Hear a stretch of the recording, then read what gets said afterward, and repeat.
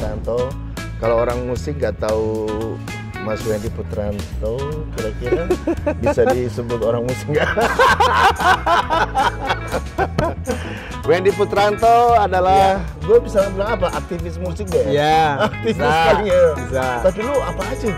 Semuanya, Semua. Pak. Pokoknya anything musik. Anything about musik, Wendy lah. Ya, karena hidup harus selalu dekat dengan musik. Kalau nggak jauh dari musik nggak berkah. Nggak pernah. Lokananta ini memiliki ciri khas yang berbeda dengan tempat-tempat kami yang lain. Karena di sini ada yang namanya museum, evaluasi, kajian gitu ya, pameran apa lagi yang kira-kira bisa menarik ya. Jadi nggak masalah ini dari tahun 60-an, dari tahun 50-an. Yang penting kemasannya. Apakah juga, ini pertanyaannya keduanya, lanjutannya adalah apakah kemudian keberadaan ini bisa menyerap tenaga kerja lokal? Ya, betul. Nah, itu fase fisik itu sudah selesai ya, renovasi fisik, revitalisasi fisik. Sekarang saatnya kita masuk ke konten. YouTube Musik Itu Politik bersama orang hebat di samping saya, Dede Yusuf, seorang pelaku kreatif, seorang aktor, dan yang lebih membuat saya kaget adalah dia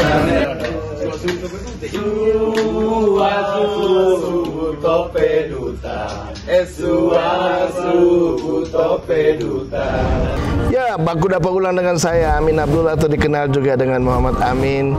Sesungguhnya ini gabungan dari vlog dan Baku Dapa. Dan tadi Baku Dapa kali ini melengkapi dari touring Lokananta, dan di samping saya ada Mas Wendy Putranto. Kalau orang musik nggak tahu Mas Wendy Putranto, kira-kira bisa disebut orang musik nggak? Wendy Putranto adalah, gue bisa bilang apa? Aktivis musik deh. Ya, aktivis bisa, paling ya. bisa. Tapi lu apa aja, bro? Semuanya, Semua. Pak. Pokoknya anything musik. Anything about musik, Wendy lah. Ya. Karena hidup harus selalu dekat dengan musik. Kalau nggak jauh dari musik nggak berkah. Nggak pernah. Iya, Pak Amin juga gitu kan? Iya, sebenarnya orang mengaji itu kan sesungguhnya dia memberikan apa sentuhan musik agar kemudian lebih khusyuk yang. Oke, Bung Wendy. Ya. Gue kenal lu kan sebagai aktivis musik dan terutama di M Block ya. Dan ternyata kita udah keliling tadi ya. Kita udah keliling di Lokananta. Sebuah sesungguhnya yang sangat ada sejarahnya ya. Yes. Sejarahnya kuat. Dan saya kira udah banyak bercerita tentang ngevlog. Yang ingin saya tanyakan adalah bagaimana Lokananta ini bisa bertahan? Oke, ini pertanyaan paling penting dari semua yang pernah saya lakukan wawancara sebelumnya ya Pak ya. Karena rata-rata bicara pelestarian, bagaimana. Tapi yang paling penting justru di bagian bagaimana bisa sustain, bagaimana bisa bertahan. Karena 2 tahun lalu ketika kami dari M Block Group mendapatkan mandat ya untuk bisa mengelola tempat ini, seperti yang sudah kita jalankan dengan M Block di Jakarta, Post Block juga ada di beberapa kota gitu ya. Lokananta ini memiliki ciri khas yang berbeda dengan tempat-tempat kami yang lain. Karena di sini ada yang namanya museum, ada yang namanya Galeri Lokananta. Di mana saya sendiri sebelumnya belum pernah ya menghandle yang namanya museum ataupun galeri gitu ya. Tapi kebetulan saya kalau zaman jadi wartawan Rolling Stone dulu saya sering keliling ke museum-museum, entah itu museum musik atau museum pop culture lain gitu ya. Nah, yang saya perhatikan di situ adalah bahwa mereka itu bisa bertahan justru dengan bagaimana para pengunjung ini memberikan kontribusi dalam bentuk tiket, membeli tiket. Dan itu menjadi salah satu sumber mata pencarian utama di main sini, ya. Untuk di Lokananta sendiri. Main revenue. Jadi sekitar 250 sampai 300 juta kita mendapatkan penghasilan dari tiket para pengunjung ini. Ya, dan inilah para pengunjung itu ya. Yes. Mungkin bisa diperlihatkan Mas, para pengunjung Lokananta. Dalam sebulan itu kita bisa mendapatkan sekitar 8.000 pengunjung, Pak. 8.000 pengunjung dalam satu bulan. Utamanya. Dan di tahun 2024 lalu kita mendapatkan hampir 100.000 ya pengunjung galeri only. Galeri only. Di luar kawasan ya. Di luar kawasan. pengunjung Kita bicara galeri dulu. Tuh, makanya kita punya data yang cukup komplit ya, dari mana mereka berasal, mereka umur berapa, pekerjaannya apa. Karena ketika mereka beli tiket, mereka mengisi tuh data-data itu. Makanya ini akurat. Nah, itu dari mana aja mereka? Dari Solo sekitarnya? Nah, yang uniknya, yang dari Solo sekitarnya itu di nomor 3, Pak. Jadi yang terbanyak itu justru nomor 1 dari Jogja, Semarang, Jakarta, baru dari Solo. Jogja, Semarang, Jakarta, baru Solo? Iya. Oke, local syndrome memang. Ya, ada local syndrome memang jadi sih. Jadi ternyata kan Solo memang populasi cuma 500.000 ya. 500.000 populasi yang ada di kota Surakarta. Tapi dari Solo Raya, dari Semarang, Jogja itu sangat banyak. Dan ya ini mereka tahu ini dari media sosial. Dari media sosial utamanya. TikTok, Instagram ya. Betul. Dan ini juga cukup mengagetkan bahwa kita melihat ini kan aset yang lawas ya Pak ya. Musiknya lawas, artisnya lawas. Tapi kok akhirnya punya magnet ke generasi Z gitu. Nah, setelah kita selidikin, memang mereka anak-anak sekarang ini suka yang estetik. Bagaimana ruangan ini dikemas menjadi sangat instagramable gitu ya, koleksinya, layoutnya. Nah, itu ternyata menjadi daya tarik bagi Gen Z. Sebelum mereka tahu kontennya, mereka melihat kemasannya itu dulu. Jadi menurut saya ini salah satu keberhasilan tim kurator ya kemarin, dan juga Pak Amin lihat sendiri gayanya ini memang artis-artis lawas, tapi sangat pop gitu ya. Bagaimana kemasannya ini sangat pop, warna-warni. Nah, ini yang kemudian direspon oleh Gen Z. Itu sangat menarik gitu. Kalau kita tanya apa lagu-lagu mereka, mungkin mereka nggak tahu. Tapi dari sisi itu minimal mereka ada keingintahuan ya. Anak-anak Gen Z ini keingintahuannya besar banget. Memang. Makanya 87% tadi yang datang ke Lokananta ya, umurannya itu dari umuran 20 sampai 35 tahun. Nah, ini yang kalau bicara dengan koleksi yang ada ini kan 50-an semua, Pak. Agak kontras gitu ya. Justru yang di atas atau senior citizennya hanya sekitar 17% dari pengunjung Lokananta sendiri.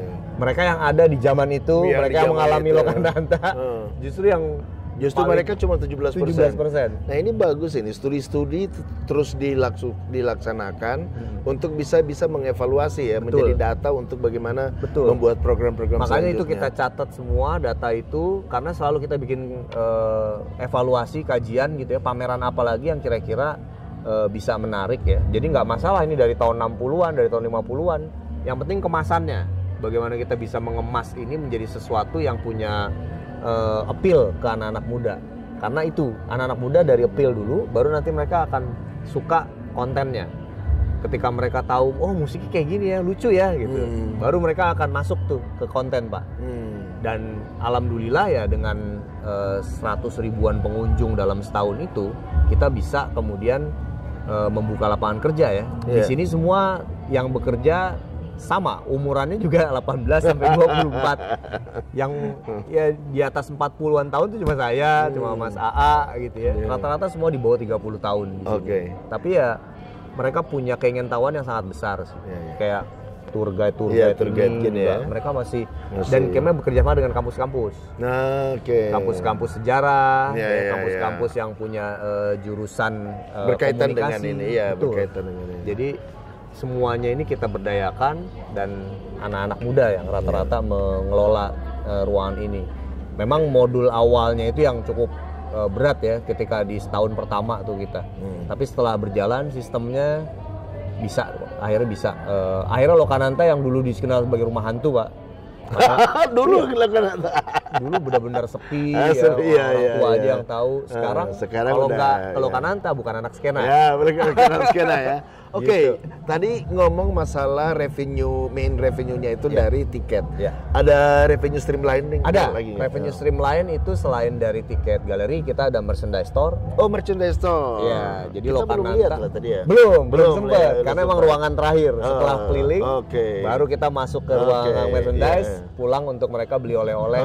apapun dari mulai t-shirt, stiker, oh, gitu t-shirt ya. ada, stiker, jaket, topi, itu semuanya menjadi revenue stream kedua yang terbesar setelah tiket, Pak. Jadi pertama tiket baru merchandise. Merchandise, dan itu menjadi salah satu kekuatan di revenue kita juga yang akan kita coba tingkatkan. Jadi dengan desain yang cukup lawas ya, terbukti sangat laku gitu.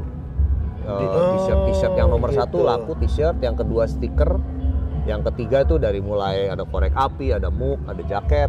Terus misalnya itu piringan hitam, kayak macam duplikat piringan hitam, itu belum kita jual. Belum. Oh, jadi itu hanya yang di record store itu rata-rata memang bukan piringan hitam Lokananta, tapi piringan hitam dari label-label yang lain yang ada di sini ya. Jadi yang kita jual di sini lebih ke merchandise sih. Oh, merchandise. Ya. Terus selain itu juga kita punya revenue stream dari venue rental. Nah itu gimana tuh? Jadi venue rental ini di ruang ini nih, di area plazanya galeri ini juga kita sewakan untuk acara-acara misalnya ada gala dinner gitu ya. Oh iya. Gala dinner itu kita gunakan jadi dinner at the museum gitu Pak. Dinner at the museum. Malam-malam gitu ya. Dan itu kita bikin di sini. Itu udah pernah. Udah beberapa kali dibikin. Bahkan ada salah satu event Sepava itu Southeast Asia Pacific Visual Archive. Cocok lah ya. Visual Archive Conference itu dari teman-teman arsip nasional Pak, bikin di sini. Oke. Jadi mereka nginep di Hotel Sunan depan. Jadi terus acaranya di sini. Di sana ada conference dulu di hotel. Terus dinernya di sini sama mereka muter keliling juga ke Lokananta. Itu event internasional waktu itu. Jadi lumayan ya revenue streamnya dari berbagai-bagai ya. Google Indonesia, YouTube juga pernah bikin event di sini. Dan mereka kaget dan surprise lah. Saya ajak guys, saya surprise loh tadi itu lewat ini, terus terang surprise, dan menurut saya ada beberapa ruang yang dikurasi yang menurut saya bahkan lebih baik dari apa yang saya lihat di luar negeri. Wah, mantap. Terima kasih Pak. Nah ini tadi kita bicara revenue stream. Sebenarnya ada satu hal yang juga mendasar saya tanyakan ke Mas, bahwa bagaimana keberadaan Lokananta di Solo dan respon masyarakat. Karena gini bro, ada beberapa kasus di negara tetangga tapi nggak ada di Indonesia. Dibuat sebuah creative hub, dibuat sebuah let's say creative hub, tapi kemudian keberadaannya itu tidak direspon baik oleh masyarakat atau tidak berjalan baik dengan masyarakat. Oleh komunitas kreatif komunitas kreatifnya dan kemudian masyarakat sekitarnya. Nah, apakah juga ini pertanyaannya keduanya lanjutannya adalah apakah kemudian keberadaan ini bisa menyerap tenaga kerja lokal? Ya, betul. Nah, itu salah satu hal yang juga kami dapatkan. Jadi 2023 itu sebelum ini dibuka, saya datang ke sini, saya keliling langsung ke belakang, dan di belakang tuh saya ketemu dengan Ibu RT Pak. Ibu RT yang sudah menjadi RT dari zaman Pak Harto. Kebayang. Terus dia tiba-tiba nyamperin saya, "Mas, dari mana Mas?" "Dari Lokananta Bu." "Wah, Lokananta mau ada apa lagi nih? Mau berisik lagi ya nanti ya?" Karena waktu jadi kesannya jadi negatif ya awalnya. Karena terus terang ketika masa pandemi kemarin mereka seneng banget karena ini tidak ribut. Gitu. Jadi pas saya dapat impresi pertama itu oke. Berarti kemarin nih Lokananta tidak ada aktivitas, mereka happy karena kebanyakan di sini senior citizen juga yang tinggal. Dan memangnya kenapa Bu? Iya, saya takut nanti ketika Lokananta aktif lagi, ribut lagi, kita jadi nggak bisa tidur nih di sini gitu. Nah itu yang kemudian jadi salah satu pertimbangan kita bagaimana impact yang dilakukan Lokananta itu paling utama harus kita mengetahui empati dengan warga sekitar. Iya. Itu yang paling utama jadi concern saya. Akhirnya kemudian kita undang. Kita undang semua warga, kita bikin sosialisasi di sini terkait Lokananta nanti ke depan akan seperti apa aktivitasnya, kegiatan-kegiatan seperti apa yang bakal diadakan gitu ya. Dan tentunya kita membuka kesempatan kerja.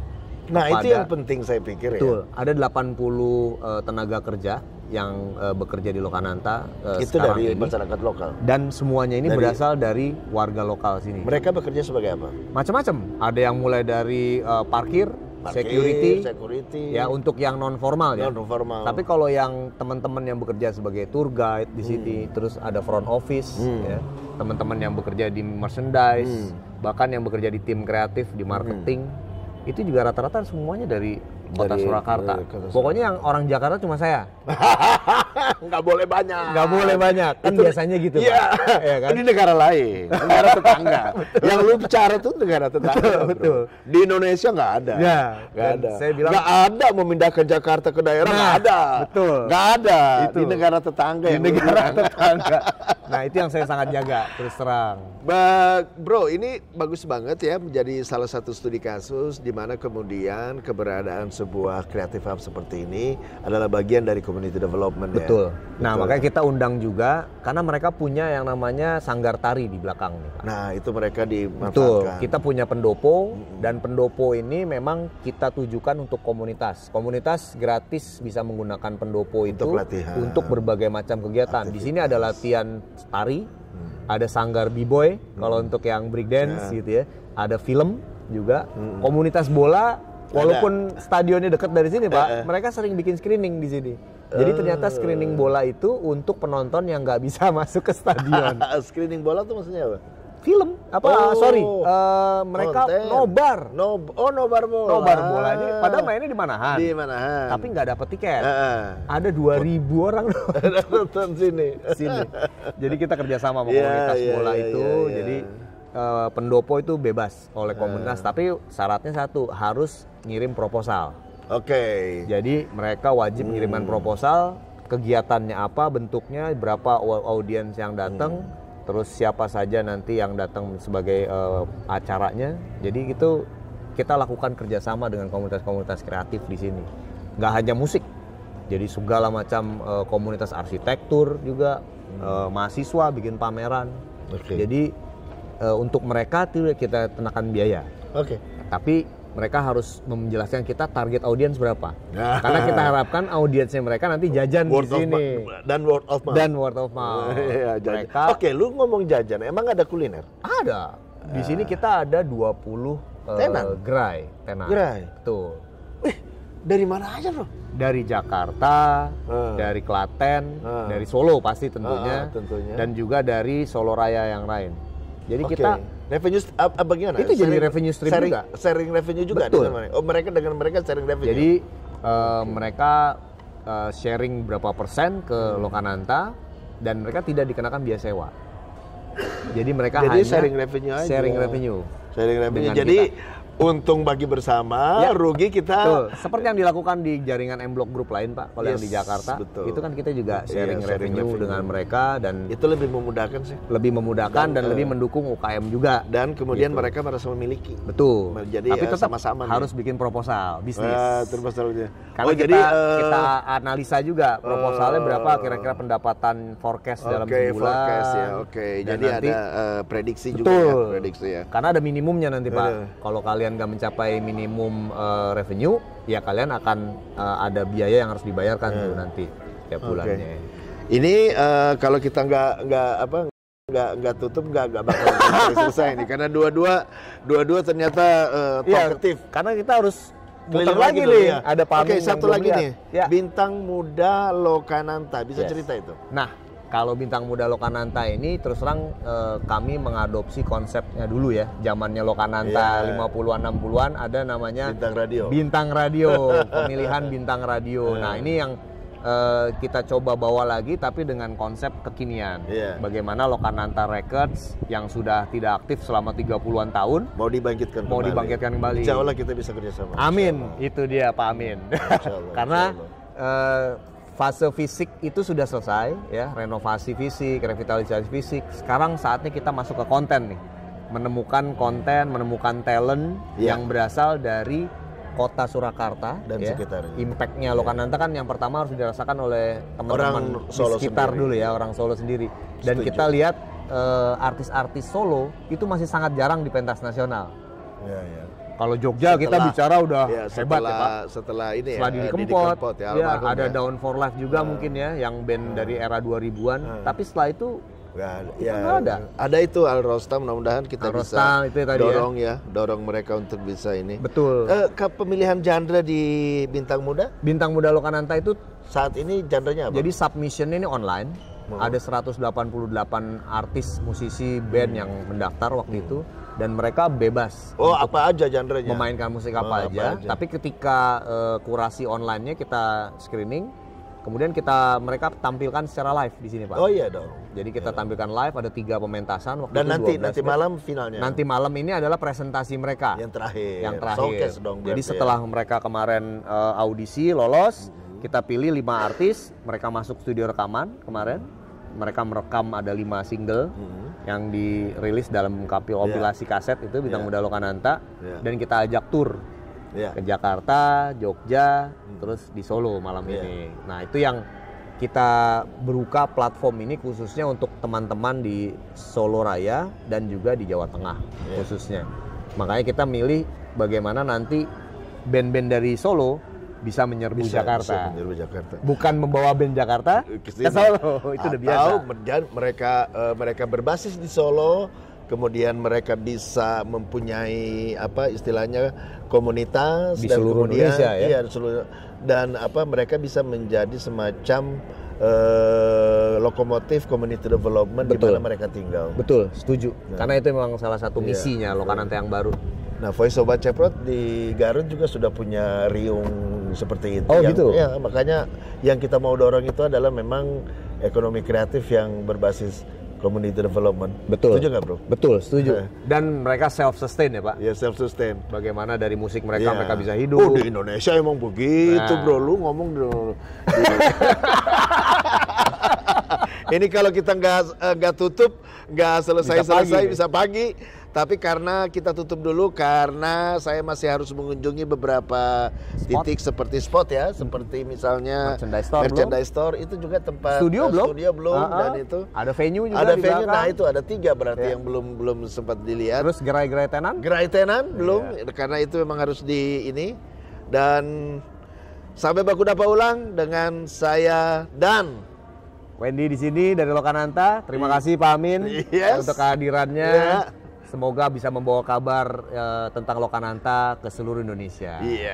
Sampai baku dapat ulang di channel YouTube Musik Itu Politik.